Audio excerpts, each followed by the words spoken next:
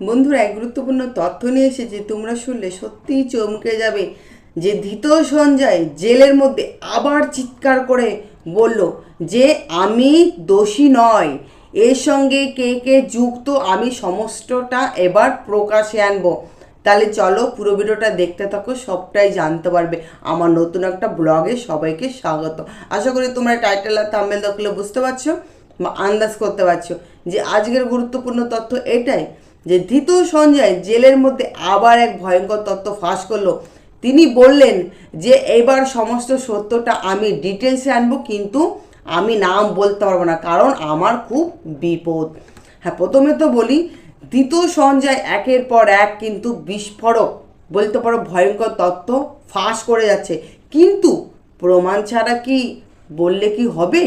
না, প্রমাণ চায়, সবাই প্রমাণ চায়। প্রমাণ ছাড়া কোনো তথ্য বলা উচিত নয়। এবং যখন এই ঘটনা ঘটেছিল সেই স্টলে হয়তো সঞ্জয় ছিল বা সমস্ত সত্যটা সে নিজের চোখে সে দেখেছিল, কিন্তু সে ভয়ে বলতে পারছে না। কারণ আমরা একটা ভিডিওতে, আমি আগে পরেও একটা ভিডিও করেছি এটা নিয়ে, সঞ্জয় সেখানে বলেছে যে আমার দিদিকে গোপনে ভয় দেখানো হচ্ছে, আমাকেও গোপনে ভয় দেখানো হচ্ছে, কারণ আমি যদি সমস্ত সত্যটা প্রকাশ্যে আনি তাহলে আমার ফ্যামিলির অনেক বড় বিপদ।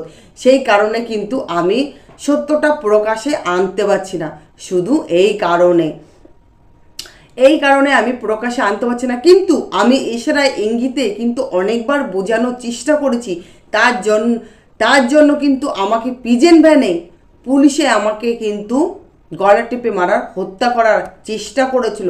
এমনকি শিয়ালদা কোর্টে যাওয়ার সময় আমি কিন্তু ইশারা দিয়ে অনেক কিছু বোঝানোর চেষ্টা করেছিলাম, কিন্তু সেটা হয়তো কেউ বুঝতে চায়নি বা বোঝার চেষ্টাও করেনি। কারণ আমি সমস্যাটা প্রকাশে আনতে পারছি না শুধু ভয়ে, কারণ আমাকে অনেক বড় ভয় দিয়ে রাখানো হয়েছে। সেই কারণে কিন্তু আমি কিচ্ছু করতে পারছি না, আমি নিরুপায়।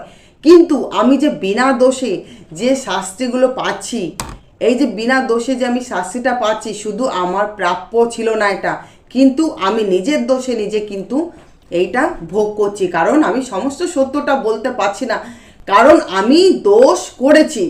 আর আসল অপরাধীরা বাইরে এখনো পর্যন্ত বুক ফুলিয়ে ঘুরে বেড়াচ্ছে। আর আমাদের মতন ভলেন্টিয়ার সিকিউরিটি গার্ডের এই দশা হচ্ছে। কারণ আমার একটা খারাপ নোংরা মানসিকতা ছিল, যার কারণে হয়তো আমাকে দিনের পর দিন ওরা ফাঁসাতে পেরেছে। আমি দোষ করেছি, কিন্তু সেই দোষের শাস্তি এত বেশি কেন দিল আমাকে, সেটাই বুঝতে পারছি না আমি। আমাকে সেই দোষ কেন এতটা দিল? এর সঙ্গে তো তিলোত্তমার ধর্ষণ ও খুনের সঙ্গে কিন্তু আমার কোনো সূত্রযোগ ছিল না। কারণ আমি সেদিন ওখানে গেছিলাম, আমাকে তো ঘুমিয়ে পড়েছিলাম। হয়তো আমার শরীর থেকে যে জিনিসগুলো পাওয়া গেছিলো সেই বডির কাছে, হয়তো সেই বডির কাছে আমার জিনিসগুলো রাখা হয়েছিল আর রেখেছিল ওখানের আমার ঘনিষ্ঠ মানুষজন। এখানে বিনীত গোয়েলও খুব ভাবে ইনভলভ রয়েছে, আমি বিশ্বাস করি। আর এই নামগুলো কিন্তু আমি আগে পরও কিন্তু চিৎকার করে বলেছি। সন্দীপ ঘোষের নাম তো বেশি বলেছি।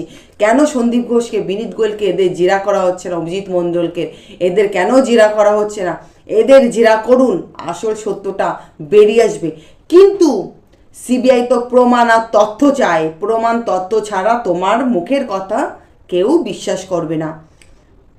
যাই হোক, আজকের ভিডিওটা পর্যন্ত। ভিডিওটা যদি ভালো লাগে থাকে অবশ্যই আমার চ্যানেলটাকে সাবস্ক্রাইব করে আমার ভিডিওটা একটা লাইক করে আমার পাশে থাকুন। সবাই একসঙ্গে বলবেন উই ওয়ান্ট জাস্টিস, আমরা তিলোত্তমার বিচার।